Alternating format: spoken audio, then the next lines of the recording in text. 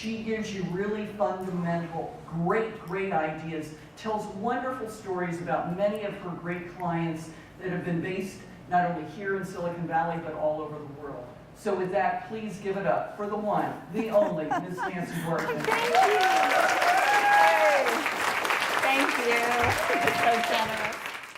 Organizations need to know that ending things and beginning new things are so important to the collective consciousness of the people. Sometimes things need to end so something new can begin. It's part of nature. It's part of our human life every day. Yet we're not good at saying that needs to stop and this needs to begin, and we're going to make a demarcation of endings and new beginnings for the people. You guys know the story of Apple, where Steve Jobs was fired and then he came back. This is him with Gil Amelio. It's his first presentation that he delivered when he was back. This presentation was 3 freaking hours long. Gil Amelio talked for 3 hours long. He had Steve Jobs on the stage for 20 minutes.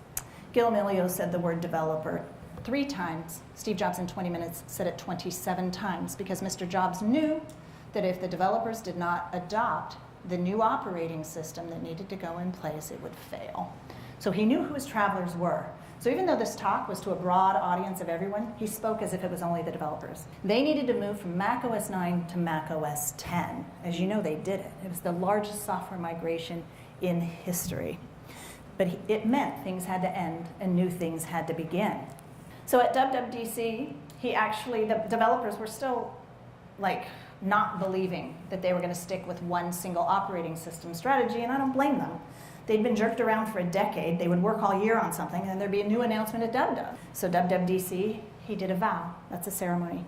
He stood up, he unfurled a big oversized piece of parchment paper, and he made a commitment. And he said, we are going to stick with this single software strategy.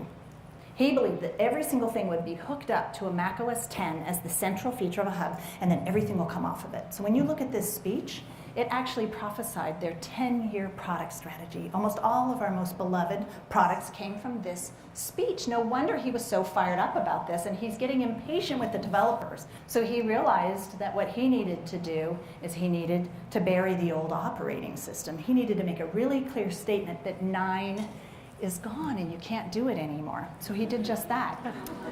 WWDC, yeah, he literally held a funeral. And he walked out with it. You can see the oversized box of Mac OS 9 in the actual coffin, and he eulogized Mac OS 9. You know that Mr. Jobs never talked about Mac OS 9 from this day forward. He was dead. He never talked about it with the developers. He said the train has left the station. It's done. And they moved on, right? So endings and beginnings, there's so much power in how we end something so people can start up again.